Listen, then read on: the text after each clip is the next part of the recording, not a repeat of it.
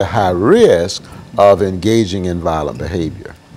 As a matter of fact, in my experience as a minister as well as a psychiatrist, I have found that there's a very high percentage of people who have substance abuse problems who are in jails as well as in prisons. So that's evidence that people who engage in drug abuse are highly prone to end up in corrections. Okay, and Dr. Poe, what we'll do, we'll take this first commercial break and we'll pick up where we left off. And we'll be back with our audience following this very, very short commercial break.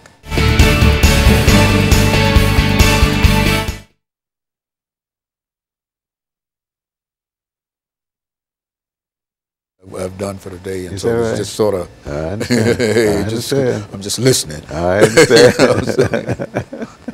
I've been sitting in this chair since 10 o'clock this morning. Is that right? Yeah, Is that right? 10 o'clock this morning. Wow.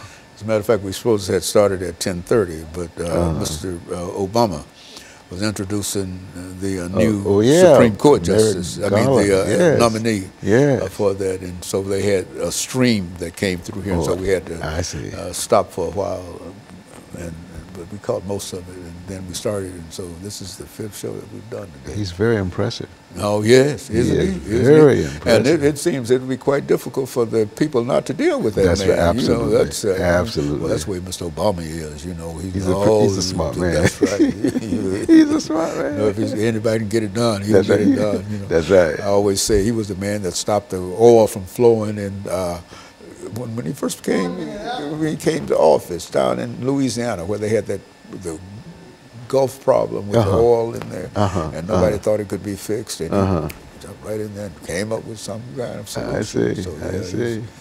You know, but I think it's at least the ball is in their court. Oh, absolutely. Ain't no doubt about that. Absolutely. And ain't no use me asking you what you think about Mr. Trump. Oh gosh, we're going. If he's elected, it'll turn back the clock 50 years. Yeah, absolutely. And he's trying to. He says that in the old days we used to do it this way. That's what he's. But hopefully he won't be. Stand by.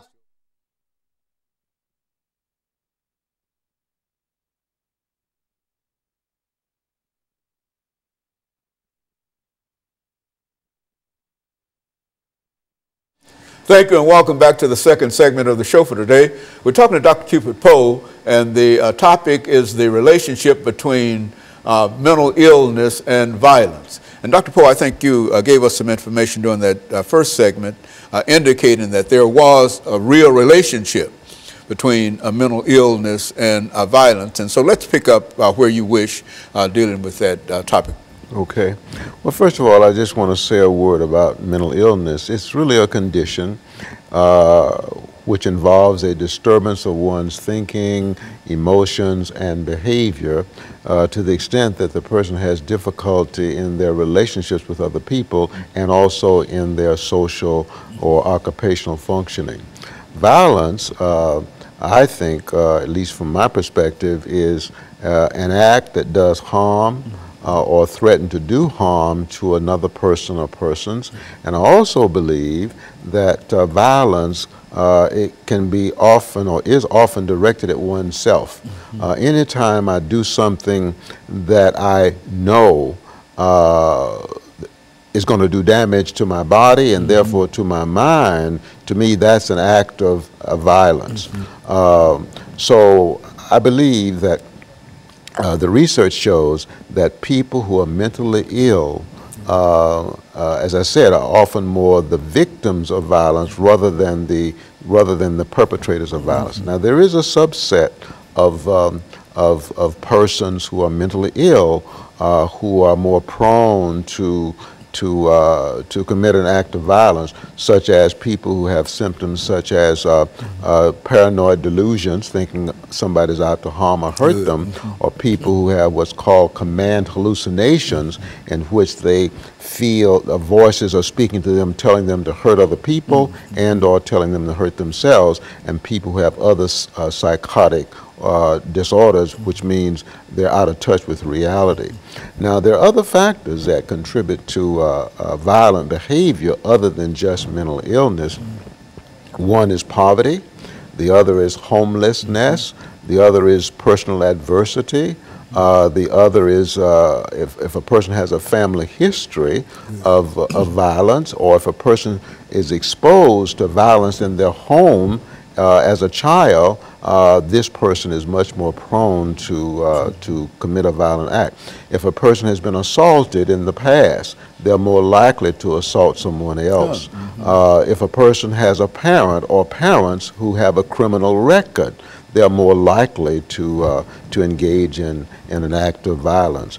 But you know, I want to get back for a moment to violence directed towards oneself.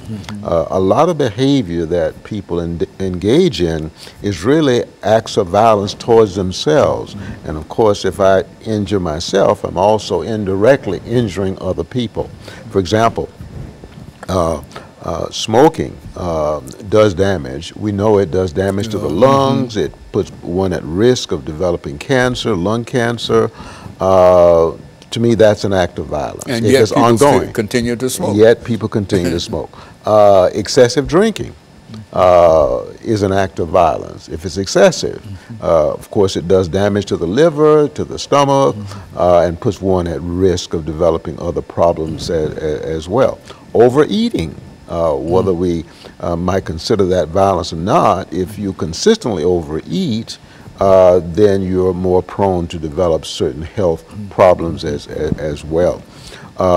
So there are many things that people do that are acts of violence that are normally not thought of as acts of violence. Good. So the thing about violence is that it's very broad. It's much more than just me assaulting someone or injuring someone or killing someone. It's a much broader concept. I'm reminded of what the scripture says. It says sin is lawlessness. And of course, breaking the law, the assumption is that you have committed a violent act if you break the law. And so I want to say again that people who are mentally ill are much more prone to be the victims of violence rather than the perpetrators.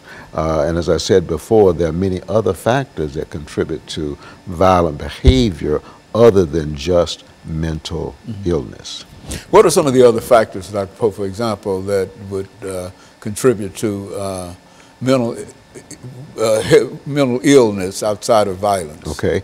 Well, I want to make a few comments about factors that puts a person at risk of committing a violent act. For example, if a person has a past history of violence, that puts a person at risk of committing a violent act, whether the person is mentally ill or not. If a person is a substance abuser, as we said earlier, that puts a person at risk of committing a violent act, whether that person is mentally ill or not. If a person has a personality disorder, that is a typical pattern of interacting with other people that's usually maladaptive, such as a paranoid personality disorder, such as a borderline personality disorder, and almost any other type of personality disorder puts one at risk of being violent. Now, especially if the personality disorder also involves another mental disorder, then that puts that person at fairly high risk of engaging in some type of violent behavior. Another factor that increases the risk of violence is excessive stress, especially the stress of being homeless, the stress of being divorced, the stress of losing a loved one due to death. These are the stress of unemployment. These are factors that increase the risk of a person being violent. Of course, poverty is another factor. So these are some of the other factors that puts one at risk of engaging in a violent act, whether that person is mentally ill or not. It seems to me that a person who engages in such violence is really, as you've indicated, doing something that undermines him or her without, do they really recognize that? Is that a symptom of violence when you recognize that you're doing something wrong and continue to do it? Well, I would say that yes.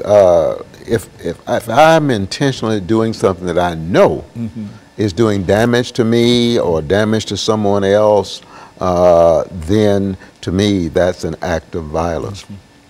Let me just say that people who engage in violence are often in a state of intense emotion, and often that emotion is fear, or it may be anger. Okay, and Dr. Poe, what we'll do, we'll take this final commercial break, and we'll be back with our audience following this very, very short commercial break.